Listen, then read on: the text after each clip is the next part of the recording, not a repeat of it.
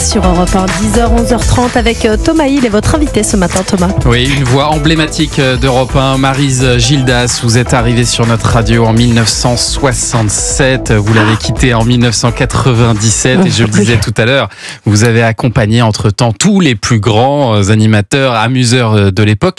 Quels sont ceux d'ailleurs qui vous ont le plus marqué finalement, Maryse? Je sais qu'elle est difficile comme question, ça. Mais déjà, j'ai toujours aimé travailler en duo. Ouais. J'aimais beaucoup ça. Avoir la réponse, c'était le ping-pong, ouais. Et en direct, de préférence. Ça se fait pas beaucoup en ce moment. Hein. Ah, nous, on est en direct. Hein. On est en direct tous les jours. Si. Encore vous, peut-être. Oui, oui. On y est là, mais en direct. On est en direct. Hein. Voilà, ça c'est sympa. Bien sûr. Non, mais qu'est-ce qui m'a marqué?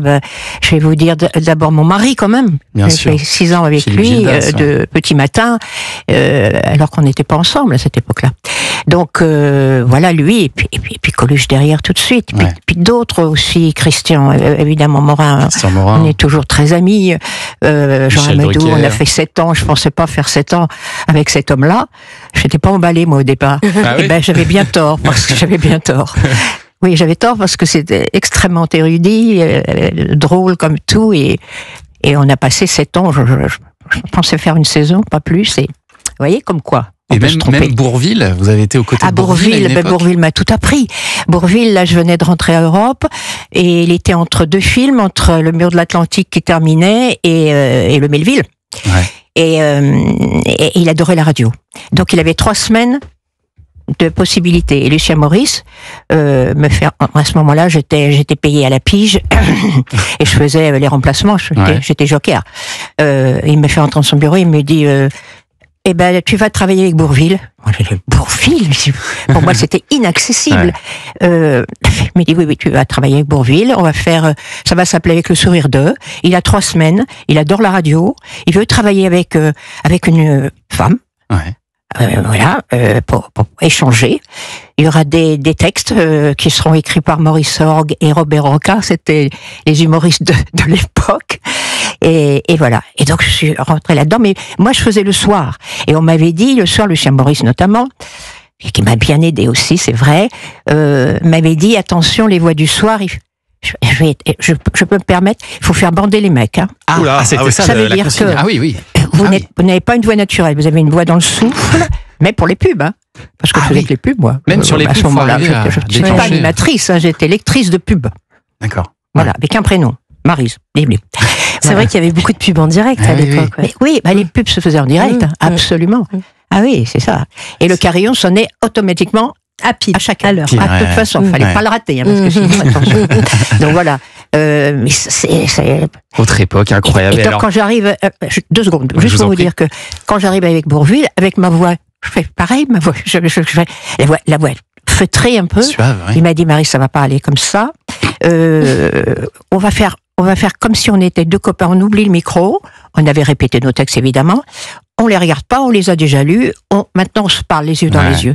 Et c'est lui qui m'a appris à parler naturellement, parce que c'était une voix antinaturelle que j'avais au départ. Le fameux naturel d'Europe. Hein, voilà. Et alors, en plus de ça, ça vous a pas échappé qu'on est ici au studio Coluche que vous avez rejoint donc il y a 40 ans, en août 1985, dans son émission Il y en aura pour tout le monde. Vous le connaissiez, Coluche, avant de rejoindre son équipe? On était très clients avec Philippe. On était très clients quand on avait vu, il était au gymnase à l'époque. On avait été le voir au gymnase. Et puis, voilà, comme beaucoup de monde, on le découvrait, on disait, mon Dieu, mais c'est formidable. Philippe m'a dit, on va essayer de faire venir. Il était passé déjà par Monte-Carlo, il était venu en 79 déjà une première fois en Europe. Ça s'était moyennement passé. Il était avec Robert Villard à l'époque. C'était Robert Villard qui avait ma place, si vous voulez. D'accord. Et puis, en 82, il est au fond du trou, il est en Guadeloupe, il est dans la drogue, dans tout ce que vous voulez. Et il appelle un jour mon mari, en 83-84, il l'appelle de là-bas, et il lui dit, écoute Philippe, écoute ma poule, puisque j'étais ma poule, écoute ma poule, je voudrais bien venir, maintenant je suis clean, je voudrais bien venir. Et j'ai tout arrêté tout seul, c'était vrai. Donc je voudrais un billet d'humeur. Tu peux me trouver ça quelque part? C'est comme ça.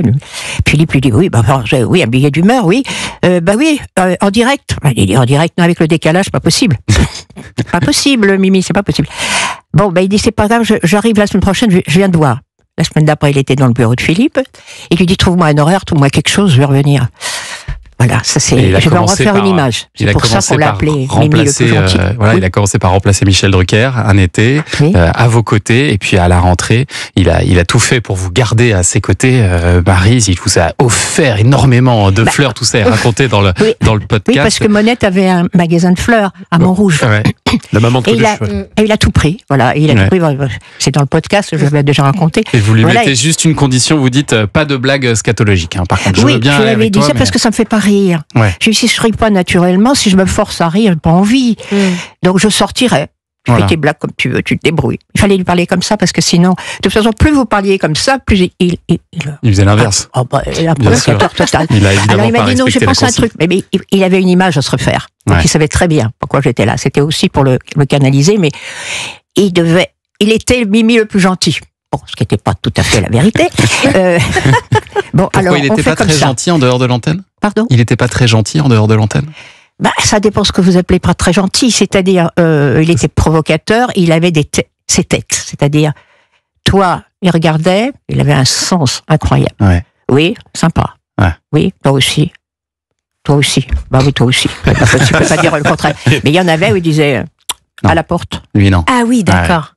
C'était comme ça. Il sentait les gens, en fait. Voilà. Oui, c'était, il faisait ce qu'il voulait quand il voulait. Et alors, il ne demandait rien à personne. Maryse, après quelques émissions, donc le 26 septembre 1985, il y a 40 ans, Coluche décide donc de lancer les Restos du Cœur en direct sur l'antenne d'Europe 1. Et c'est cette histoire que vous racontez donc aux côtés de Christian Morin et Michel Drucker aussi, notamment dans le podcast Europe 1, Destin extraordinaire. Écoutez cette archive. Il y a aussi un truc qui commence à m'échauffer sérieusement, c'est qu'on a reçu beaucoup de courriers de chômeurs qui disaient vous êtes bien gentil, vous chantez pour médecins sans diplôme, mais tout le pognon s'en va à l'étranger, quand est-ce que vous allez chanter pour les chômeurs ? Et j'ai eu une petite idée comme ça, si des fois il y a des marques qui m'entendent, je ferai un petit peu de publicité tous les jours, s'il y a des gens qui sont intéressés par sponsorer une cantine gratuite, qu'on pourrait commencer par faire à Paris, par exemple, puis qu'on étalerait après dans les grandes villes de France. Nous, on est prêts à aider une entreprise comme ça, qui ferait un resto, par exemple, qui aurait comme ambition au départ de faire 2000 ou 3000 couverts par jour, gratuitement. Incroyable. 2000 ou 3000 couverts, quelques millions seront distribués, mais ça paraît tellement spontané sur le coup. Maryse, vous saviez pas, vous, que Coluche allait faire cette annonce-là ? Ah non, mais personne ne savait. Personne ne savait, encore moins Philippe qui était directeur de l'antenne à l'époque. Encore moins. Et comment il a réagi, Non, c'est dans le bureau. Et c'est venu 15 jours avant qu'il lance sa petite idée comme ça. Ouais. On discutait. Il y avait la famine en Éthiopie. Il y avait, on parlait des excès alimentaires des grandes surfaces qui laissaient tout sur le trottoir. Je les ai vus, moi, dans mon quartier. C'était parti à la poubelle, à cette époque-là. Donc, il dit, c'est pas normal qu'en France, à notre époque, on meurt encore de faim. C'est pas possible. Voilà. C'est parti de là. On pourrait faire, et voilà. Mais il vous a pas prévenu, et ça, c'est assez sidérant. Non, parce qu'il savait bien que s'il allait prévenir, on lui dirait non. C'est ça, il avait peur qu'on lui dise surtout la non. direction, parce que la direction, déjà, quand on a annoncé, Philippe a eu du mal à le faire. Heureusement, il avait Pierre Barret pour lui et Jacques Abergel, mais... Qui étaient les directeurs de l'époque d'Europe 1. Oui, c'était compliqué. Les journalistes de la rédaction, les purs et durs, ne voyait pas d'un bon œil l'arrivée de Coluche, forcément. D'ailleurs, il était payé à la semaine. C'est ce qu'on explique aussi. Au cas où il y a un dérapage, effectivement. Au début, Et dès le lendemain, évidemment, cette histoire décolle, ça prend de l'ampleur et lui, ça le transforme aussi. C'est ce que raconte Christian Morin dans ce podcast. Il se révèle vraiment comme un humaniste. Coluche, ça a changé aussi votre émission parce que c'était plus seulement des blagues, mais d'un coup, ça devenait un vrai rendez-vous de solidarité. Voilà. Il n'y avait que ça et la Ziza. 4 fois. Ah oui, d'accord. 4 fois. Il adorait Balavoine et ça passait 4 fois dans l'heure, effectivement. Oui. Il adorait la Ziza, donc ça passe. Alors que les programmateurs musique n'étaient pas très contents non plus, parce que c'était pas du tout les musiques préparées, et c'était la Ziza. C'était la Ziza, c'était comme ça. Là encore, il faisait ce qu'il voulait. Et il va même y avoir une fameuse journée spéciale sur Europe 1, où toute la journée, c'était le 14 novembre 85, journée spéciale où tous les artistes même se relayaient au micro pour faire des dons, notamment Michel Sardou, vous l'entendrez dans le podcast, qui fait un don extraordinaire. Ça s'appelle Destin extraordinaire sur les 40 ans du lancement des Restos du Cœur. C'est à écouter à partir de lundi sur le site et l'appli Europe 1. On vous le recommande vraiment parce que cette histoire est passionnante, très bien écrite, je dois le dire, par Julien Pichenet, réalisation sonore par le fabuleux Sébastien Guidis et vous évidemment Maryse qu'on retrouve dans ce podcast. Merci beaucoup d'être venue ce matin une nouvelle fois au micro d'Europe 1. C'était un bonheur de vous recevoir.